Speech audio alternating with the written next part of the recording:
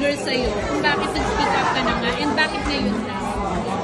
Hindi ko din po alam eh. Hindi ko pa po nasasagot yung katanungan na yan kasi very fresh pa po yung pangyayari, di ba? Parang nangyari lang po ito lately. Kaya I'm still wrapping my head around it. Kung bakit ko nga ba nagawa yun, ano bang purpose nun? Kasi meron namang tulad ng ganito, meron naman tayong mga maaayos na interview. Di ba? Parang siguro po nung panahon na yun ay hindi lang ako nakapag-isip ng maayos. But I forgive myself for it because we're just human at the end of the day. Sumagot na ba si Sandro after nilabas yung video na yun? May reaction na siya? Hindi pa po. Wala pa po. So, hindi ka pa niya tinawagan, kinausap? Is there a chance for let's say kausapin ka reconciliation?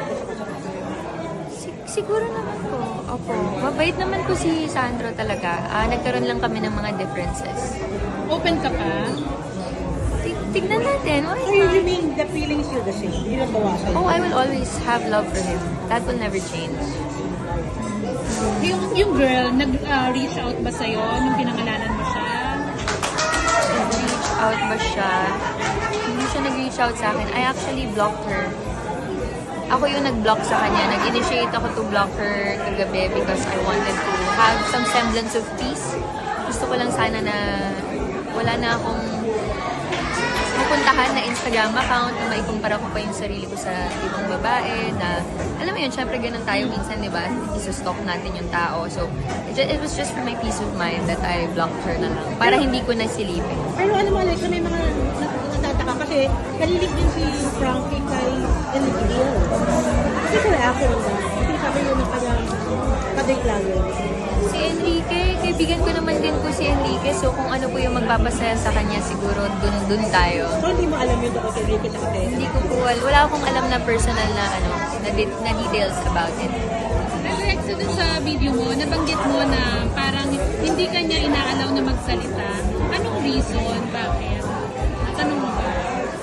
The reason behind that decision was for safety purposes and precautions because syempre po sila po ang ating first family. Kaya po, ganun. Bakit ka pumayag na itago yung relationship mo? Malaki po yung tiwala ko sa bigger picture. Even though there are many things that we don't understand, I believe it's always right to look at the bigger picture. Baka there's a grander scheme of things na hindi natin na-realize na better for everyone. Like singing overacting ka na? Ganun ba yun? Ngayon, tignan natin. Kasi meron din po akong sinushoot na pelikula ngayon. Apo. Alexa, parang mag-uumpisa pala ang singgaling, kaya may mga na-reaction na kaya pala nag-iingay ka ngayon bilang sa latest video mo. So what's about that? Ano po? Sagot mo lang doon sa mga nag-iisip na, ay, nag-iingay si Alexa para sa promo ng singgaling. Hindi naman po ako kumigimik o nag-iingay. Meron lang po akong personal na nararamdaman na pinagdadaanan sa buhay ko. Kaya po ako nakapag-TikTok live nga at kaya ako nasabi yung mga nasabi ko doon. Pero wala naman akong gustong saktan o paringgan talaga. Parang kumbaga nagkataon lang na wrong place, wrong time. I was full of emotions. I was angry. So I wanted to speak out. Hindi ko lang alam kung kailan kasi dadating yung tamang panahon para makapag-speak up. Pero baka naramdaman ko na nung panahon na yun. Alexa, maraming tatanong mo. Si Frankie sinasama ba yung pinagbawa? Opo. Yes po. Bakit hindi mo siya pinangalanan sa video na yun? Hindi ko naman po kasi gusto na mag-slander po ng kahit na si... Pero question, kasi before na-interview kita, diba? Hindi mo inaamin, sabi mo kaibigan lang kayo. Sa MMFF, Pero na-interview ka bakit niya. now yung first season, hindi mo malala? Ano po nasaktan po kasi talaga ako sa huli pong mga kaganapan siguro. Kaya po, naramdaman ko po na baka panahon na po na magsabi ng totoo. Pero totoo ba yung si Frank? Ano ba yung Frank si something? Russell? Siya yung third party ba diba tinuloy nyo? Kung ano man po siguro yung nasabi ko po sa live, yun na po yung sasabihin. Hanggang doon na lang po muna siguro. Pero kamusta kayo sa amin? Kamusta ka ba kayo? Hindi pa po. Pero okay naman po siguro. I wish him well. I wish him nothing but the best. Pero for the record, gaano nakatagal? Ang alin po. gaano katagal ng break. Siguro I'll keep that information to myself kung Pero who for now. initiated the break? Yung ikaw ba? Parehas naman po. Mutual decision. Pero ano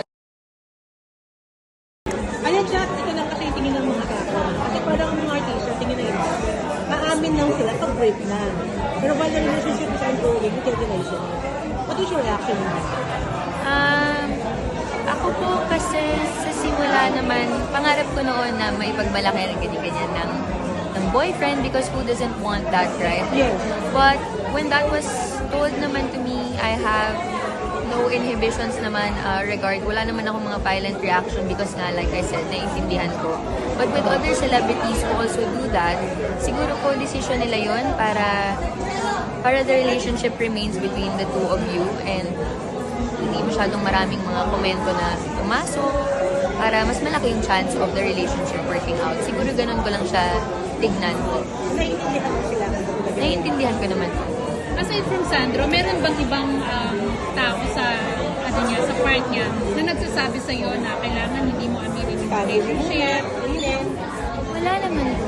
Wala naman po. So, hindi naman kayo pinakikialaman? Hindi naman po. Yung family niya? Sobrang good po. So ngayon, ano nang mangyayari after mo magsalita? Hindi ko lang po alam eh. Pero sana po maging maayos po ang lahat, lalo na yung lagay ng bansa natin. Sana. And anong reaction mo na ngayon nadadrag yung, syempre, family nila dito sa pag-uwi? I feel bad. I feel bad and I want to reach out, but that's just not my place anymore. I'll always be here for them, for the family, of course, for Sandro, and for the friends, whoever wants, still my company or my advice or anything that I have to give. Lagi naman po akong andito lang.